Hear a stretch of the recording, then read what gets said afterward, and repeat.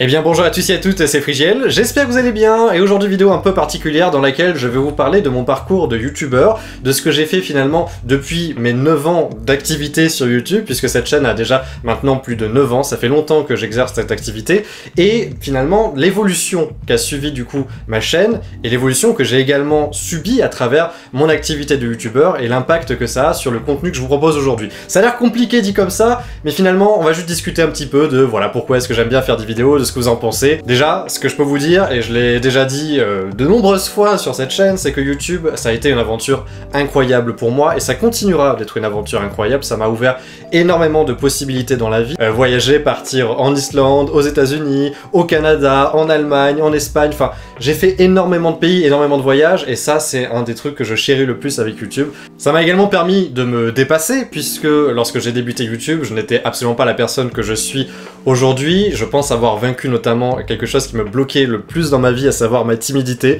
J'étais quelqu'un d'extrêmement timide, et le fait de m'exprimer à travers des vidéos YouTube, ça m'a permis de casser cette timidité qui peut être très bloquante. Tout ça pour dire que lorsque j'ai décidé de me lancer sur YouTube il y a de cela plus de 9 ans, eh bien je pense avoir fait une excellente décision, et je suis très content de pouvoir encore aujourd'hui échanger avec vous. Et je pense que cette vidéo, elle vient en fait tout simplement d'un souhait de ma part de m'ouvrir un petit peu à vous, quelque chose que je fais beaucoup moins ces derniers temps, c'est-à-dire que j'ai beaucoup moins échangé avec vous ces derniers temps par rapport justement à ce que je faisais il y a de cela quelques années sur ma chaîne YouTube. Tout ça pour arriver finalement au sujet d'ailleurs de cette vidéo, à savoir c'était mieux avant, le fameux c'était mieux avant, qu'on entend souvent dans plein de contextes différents et que j'entends pour ma part assez régulièrement, que ce soit sur les réseaux sociaux, sur les commentaires de ma chaîne, vis-à-vis du contenu que je produis et vis-à-vis tout simplement de ce que vous expérimentez en tant que viewer et abonné sur ma chaîne YouTube. Et pour débattre de cela, je pense qu'il faudrait mettre une définition sur ce qu'était avant sur ma chaîne YouTube.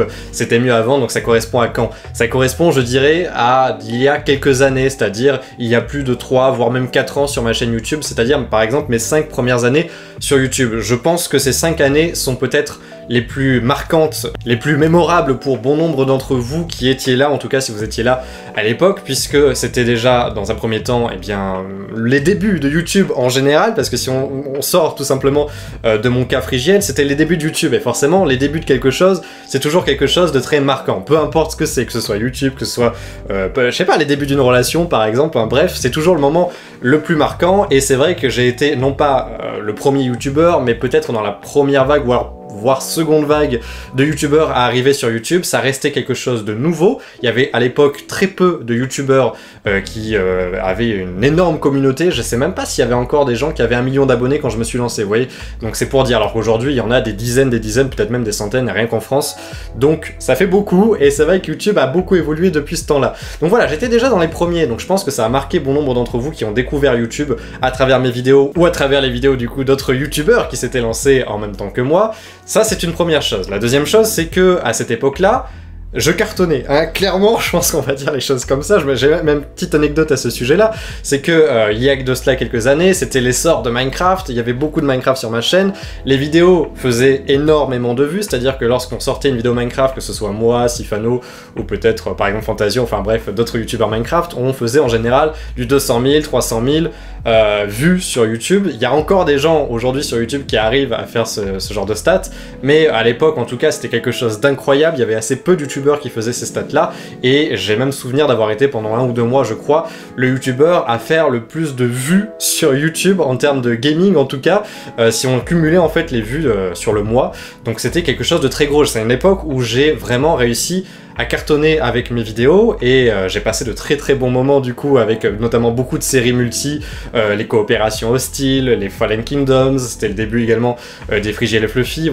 plein de séries comme ça qui sont apparues à cette époque sur la chaîne. On peut se souvenir notamment aussi de la 7ème dimension ou 7ème ciel, enfin bref, c'était vraiment une période qui vous a beaucoup marqué. C'était également la période de la coop team, et je pense que ça aussi c'est un truc qui a beaucoup marqué les gens à l'époque, puisqu'on était un groupe de 4 avec du coup Alexandre Calvez qui fait aujourd'hui d'ailleurs ses vidéos mais dans un tout autre registre avec Sifano et Léo Zangdar. Et je pense que c'est ce qu'on retient finalement de ce qu'on va appeler les belles années de ma chaîne YouTube. Cette période dans les premières années avec du coup un grand succès des vidéos et également du coup une sorte d'écosystème de youtubeurs qui tournait aussi autour de la chaîne.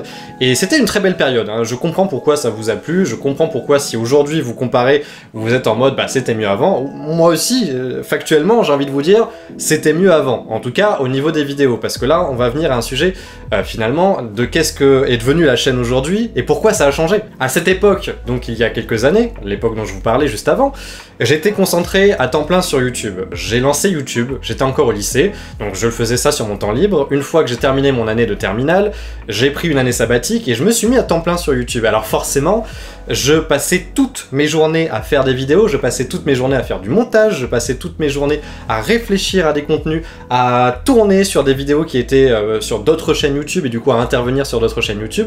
Tout mon temps, absolument tout mon temps, était investi dans YouTube. Je bossais les week-ends et on parle également d'une période où je ne prenais pas de vacances.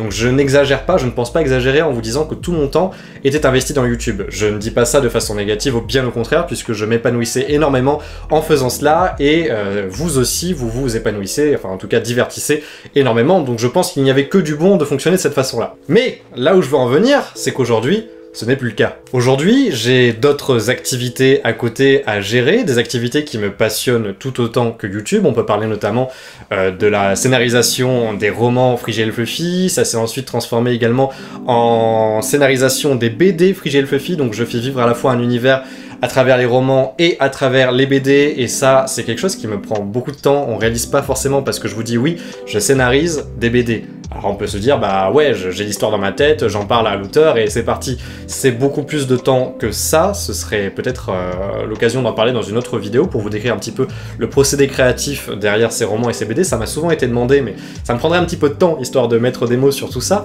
Ça me prend en tout cas beaucoup de temps au quotidien, puisque du coup il y a toujours des romans qui sortent, toujours des BD qui sortent en ce moment, donc forcément j'y investis du temps qui va être en moins investi sur YouTube, et en sachant que mon activité du coup littéraire, ce n'est pas la seule chose que je fais de mes journées et qui va retirer du temps à YouTube. Puisqu'une autre activité que je mène en parallèle de ma chaîne YouTube, c'est la création de mon serveur Minecraft. Alors, le serveur Minecraft que je gère actuellement, c'est le serveur Unitail, ça n'a pas été le seul, puisque j'ai tenté avant Unitail de créer le serveur Andariel, et avant Andariel, j'étais déjà du coup investi sur le serveur Epicube, qui a d'ailleurs été une très belle expérience pour moi, même si ça s'est très mal terminé, mais j'ai adoré m'investir dans la création d'un serveur Minecraft, et c'est pour ça qu'aujourd'hui je reviens avec une nouvelle tentative de serveur. J'aurai des choses à vous dire d'ailleurs dans de prochaines vidéos, puisque ça bouge beaucoup en ce moment malgré le fait que vous ne voyez pas de vidéos par rapport à Unitail sur ma chaîne, mais côté stream et côté contenu qu'on va vous proposer sur le serveur, ça bouge beaucoup en ce moment, donc le projet est loin d'être mort. Et en fait pour moi c'est l'équivalent de la création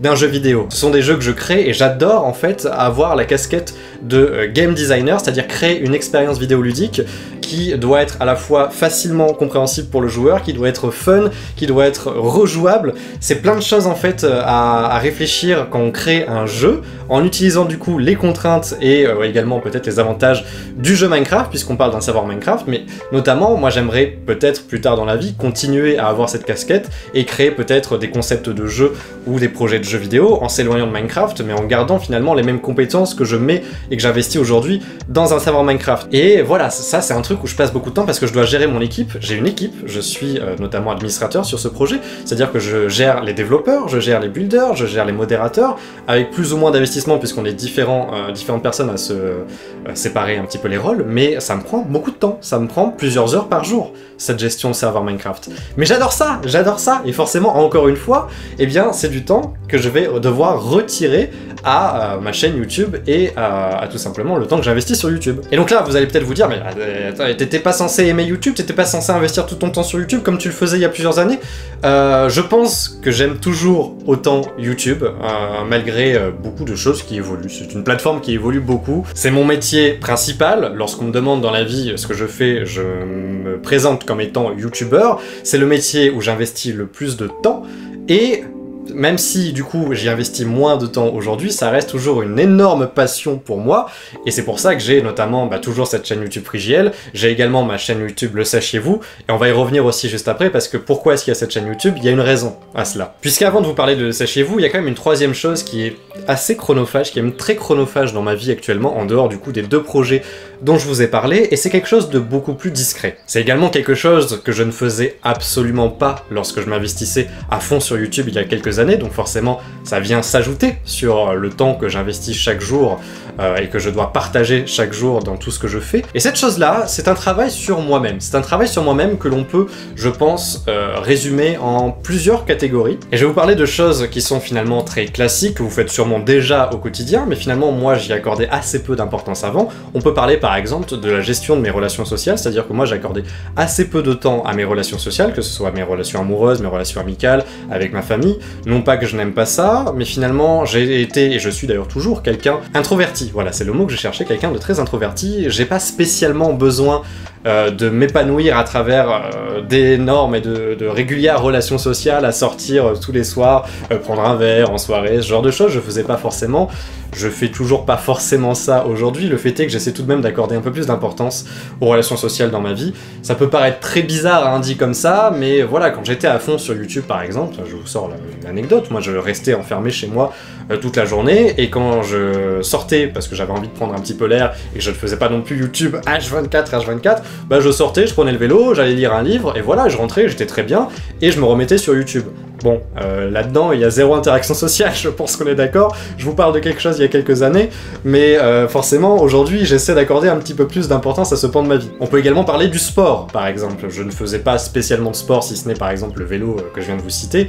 Aujourd'hui, j'essaie d'avoir une activité sportive régulière. Mon objectif, c'était tout simplement de prendre du poids. Voilà, j'avais envie de prendre du poids. J'étais quelqu'un de très maigre, notamment, vous le savez, enfin, il suffit de voir les anciennes vidéos sur ma chaîne. Si vous voulez tout savoir, je faisais 58 kilos, notamment il y a quelques années, avant que je me mette vraiment au sport. Aujourd'hui, j'en fais 68, donc j'ai pris 10 kilos. C'est pas énorme, on va se dire, mais en fait pour moi j'en suis très content. J'en suis très content parce que je suis content de cette amélioration, je suis content également du rythme que j'ai pris à aller régulièrement notamment à la salle de sport. J'ai une salle de sport non loin de chez moi, j'ai cette chance du coup, j'y vais plusieurs fois par semaine et ça me fait beaucoup de bien.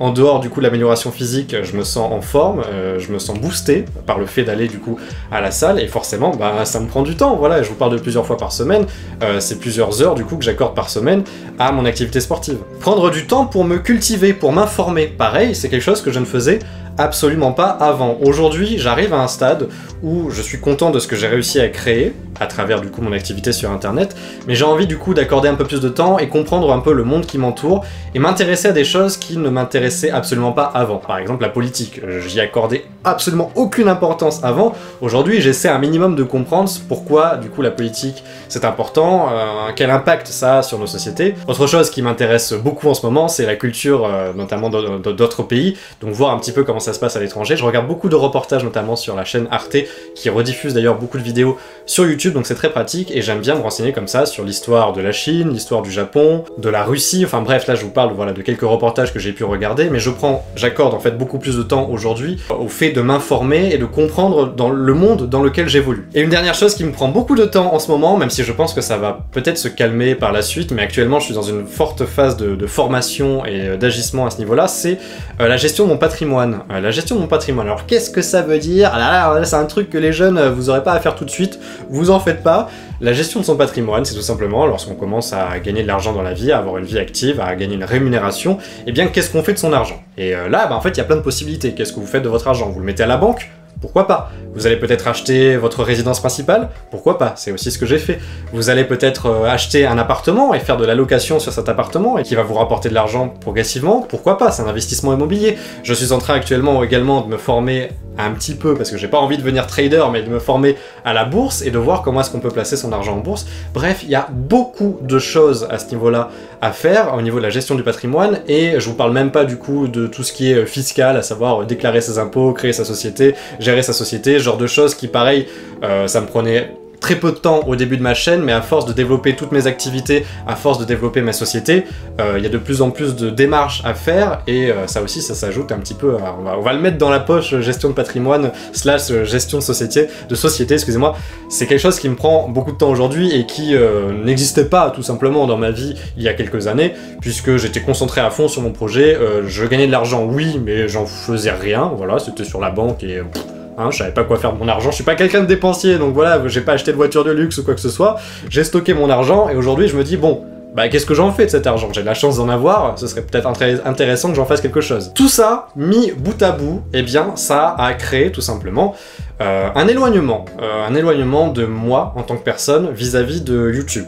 Je me suis pas éloigné véritablement volontairement, je pense que tout ça s'est fait très naturellement, et du coup ça a tout simplement eu cet impact que vous voyez aujourd'hui, à savoir je suis moins actif, je peux paraître également peut-être un peu plus distant parce que je prends moins le temps de vous informer sur tout ce qui se passe dans ma vie, parce qu'il se passe beaucoup de choses et que justement j'ai pas le temps d'en parler, mais peut-être que ça serait intéressant. Et d'ailleurs ça a été ma réflexion il y a de cela un an, quand je me suis dit, par exemple, quitte à m'informer sur beaucoup de choses, eh bien pourquoi pas partager ces connaissances que j'accumule et créer du coup une chaîne YouTube pour discuter de tous ces sujets qui m'intéressent. Et ça a donné lieu du coup à la chaîne Le Sachiez-vous.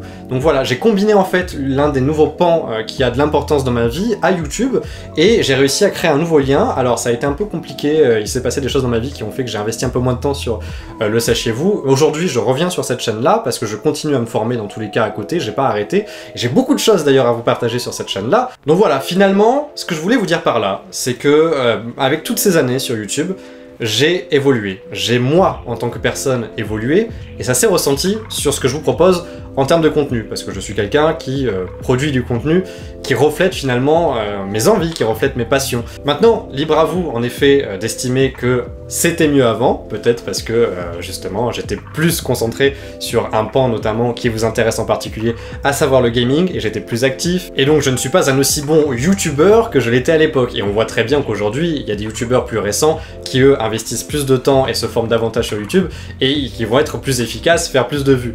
Très bien, le fait est que je pense que mes vidéos ont tout de même bien évolué, et je pense qu'aujourd'hui j'arrive toujours à vous proposer de la qualité, du moins ce n'est que mon avis, hein, à vous de vous exprimer dans les commentaires, bien sûr avec un rythme qui a réduit, mais avec toujours une certaine régularité et un certain plaisir. Je pense que le plaisir, de toute façon, c'est le mot le plus important, c'est pas la régularité, c'est pas le format, c'est pas tout ça. Le plus important, c'est le plaisir. Le plus important, c'est le plaisir qu'on partage dans une vidéo et le plaisir de faire une vidéo. Aujourd'hui, je ne me force pas, je crois pas m'être vraiment forcé dans tous les cas depuis mon début sur YouTube à faire une vidéo, mais le fait est qu'aujourd'hui, je peux avoir cette sécurité et stabilité économique qui, dans tous les cas, fait que je n'aurai jamais à me forcer à faire une vidéo, parce que je gagne bien ma vie, tout simplement, et que j'avais pas ce stress de me dire je dois faire tant de vidéos, je dois faire tant de vues pour gagner tant d'argent à la fin du mois. Et ça, c'est aussi ce qui booste au début de YouTube, parce qu'au début de YouTube, on se dit ouais, il faut que je sois super actif, c'est le moment, je cartonne, c'est le moment où je dois sortir plein de vidéos, c'est le moment où je dois faire plein de vues. YouTube, on sait pas combien de temps ça va tenir, on sait pas combien de temps on va continuer à cartonner, bah c'est le moment de devenir actif lorsqu'on se met du coup à enfin percer sur YouTube. Bon, moi cette période, elle est passée, aujourd'hui je fais uniquement des vidéos par plaisir, et je faisais déjà uniquement les vidéos par plaisir, mais j'ai pas du tout ce stress de me dire c'est le moment, faut absolument que je fasse plein de vidéos. Voilà, cette étape-là, elle est passée sur ma chaîne YouTube. Voilà pour faire un petit topo global de cette vidéo qui, finalement, je sais même pas si elle vous aura diverti, intéressé, ni quoi que ce soit, mais j'avais envie de la faire dans tous les cas, que vous compreniez peut-être un petit peu mieux ce qui se passe dans la tête de votre youtubeur préféré ou ancien youtubeur préféré, hein, visiblement pour beaucoup d'entre vous. Voilà, je ne vous ai pas abandonné, je ne considère pas que YouTube c'est moins bien qu'avant, ou que ça m'intéresse moins qu'avant, ou quoi que ce soit. Non, c'est juste toutes ces choses dont je vous ai parlé qui se passent dans ma vie, auxquelles j'accorde également de l'importance, et je dois faire un choix. Voilà, je dois faire un choix. J'essaie de tout concilier. C'est vraiment pas simple quand on essaie de gérer différentes activités ou différentes passions à la fois, mais en tout cas je m'épanouis, voilà, dans ma vie, et ça aussi je tenais à vous le dire parce que c'est grâce à vous. Tout simplement. C'est grâce au fait que vous m'ayez accordé de la confiance, que vous ayez regardé mes vidéos une fois, plusieurs fois, depuis quelques semaines, depuis quelques années. c'est grâce à vous forcément, c'est grâce à vos retours aussi qui me motivent, hein, ça me motive quotidiennement puisque je regarde tous les jours les avis, qu'ils soient positifs ou négatifs, et je prends les deux en compte. Et ça me semblait du coup normal et naturel de vous faire cette vidéo pour vous tenir un petit peu au courant. Voilà, il y a eu zéro annonce hein, sur ce qui va se passer sur la chaîne dans cette vidéo, c'était plus une mise au point. Voilà, je l'ai pas appelé mise au point dans le titre, mais voilà, c'était plus une vidéo mise au point. Des annonces, j'en aurai quelques-unes à vous faire du coup, parce que j'ai pas mal de petits trucs voilà, dans mon sac là, j'ai des trucs à vous proposer, ça va vous faire plaisir. Sur ce, merci d'avoir regardé cette vidéo, n'hésitez pas à tout simplement donner votre avis, je ne sais même pas sur quoi, voilà, est-ce que la chaîne vous plaît toujours aujourd'hui? Est-ce que vous voyez est-ce que ce changement en moi vous plaît, vous déplaît? Je suis très content de mon parcours sur YouTube, je suis très content de la personne que je suis aujourd'hui, et voilà, je voulais vous remercier pour cela. Sur ce, bonne journée, bonne semaine, et à bientôt dans de futures vidéos. Ciao tout le monde!